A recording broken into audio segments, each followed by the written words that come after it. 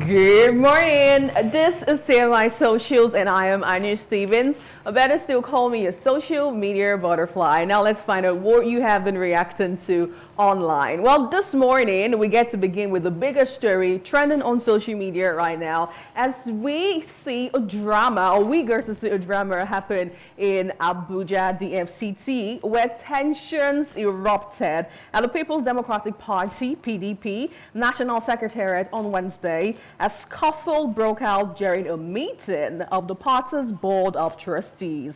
The altercation began when the party chieftain, Sunday Ude-Okoye, was forcibly removed from the meeting.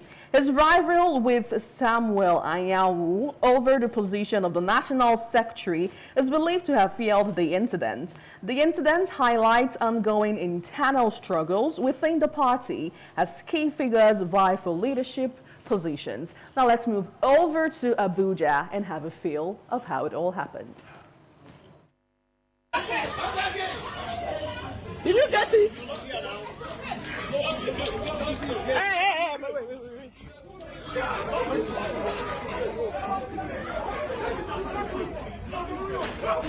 Hey, boys.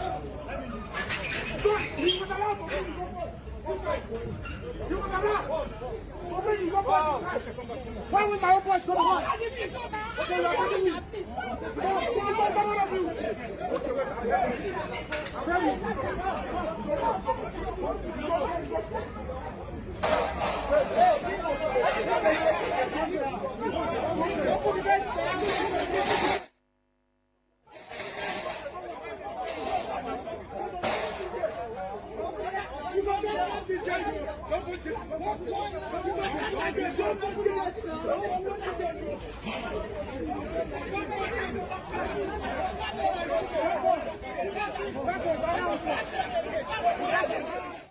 Well, it gets to remind me of Foul song, This is Nigeria. How did you take this on social media? Let's have our first reaction from this user who says, and I quote, "The female police are more active than the male one." Oh, you need to see the woman dragging that man there. Another user says something different. Let us see what you have to say. Okay, so this one says, "You would think the police there would do something. If not protest now, then go get up for war." Well, look at that there. Okay, moving over to the next one. This user says, okay, let's have another reaction to the story if we can. Okay, this one says they are not ready for 2027, talking about the PDP party there. One more reaction on the story. Okay, so I think that's all we have on this one. Now, moving away from that, my second story for you for today would be the story of a MAX Air flight registered as FNMBD narrowly avoided disaster on Tuesday night when it crash-landed at Malam Aminu Kano International Airport following a burst front tire. Well, the aircraft arriving from Lagos was carrying 53 passengers and 6 crew members when the incident occurred around 10:19 p.m. Max Air's Kano station manager, Malam Ramalan, confirmed that all passengers and crew were safely evacuated. Now let's have the video that's been trending online. Take a look.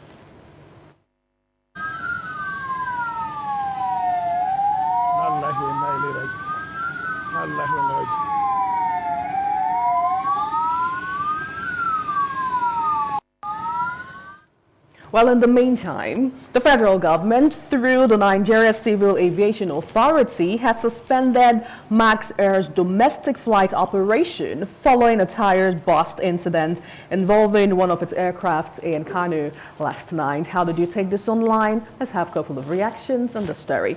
This user says, "Max Air again? How many times does that airline need to crash land before appropriate remedial action is put in place to prevent a catastrophe?"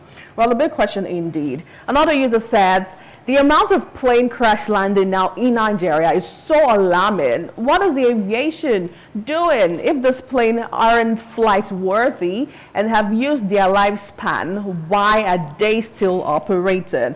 A big question there if you ask me too. Well, another user on Instagram says, you guys are talking about the way planes are crashing these days, but check out the landing site. I mean, the airport runways, there is no single light. Ha! Like this one is strong. Well, finally on the story, this user says, the aviation industry needs to pray. Oh, so many prophecies about air mishaps this season.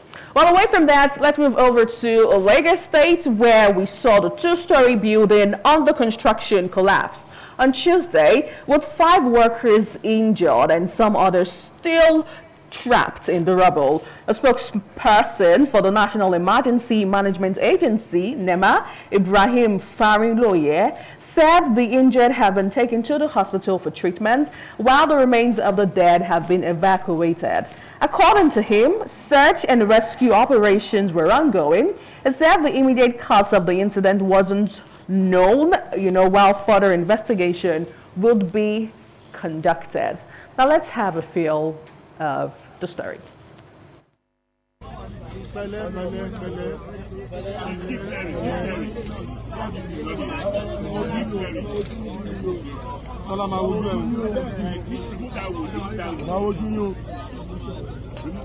Just keep clearing. You can't be okay, clear. Just keep clearing. Just stay here. You stay here. You just stay, Oga. You wait that night. No, this is where people are coming. How many people want to enter here? Just stay.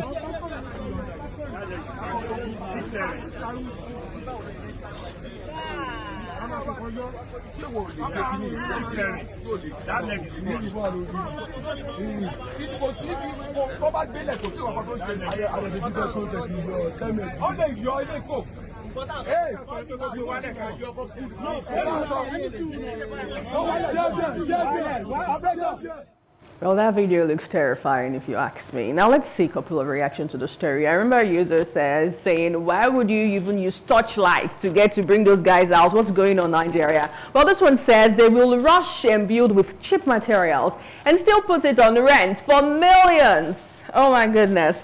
Tell me about it. Another user says, I think they need to make a law that will be holding both the owner of the property and the engineers accountable, because some landlord will want to build a paradise on a slice of land. Because of the money engineers want to collect, they will agree, putting a lot of people's life in danger in the nearest future. So sad. One more take on the story from Omar Chukwu, who says, I can imagine what's going on in the mind of the people that are trapped in there. Chineke, Biko, Chineke Dalu. Anyway, finally on TMI Socials today, let's tell you about the Nigeria Labour Congress that has announced a nationwide protest against the recent 50% increase in telecommunications tariff.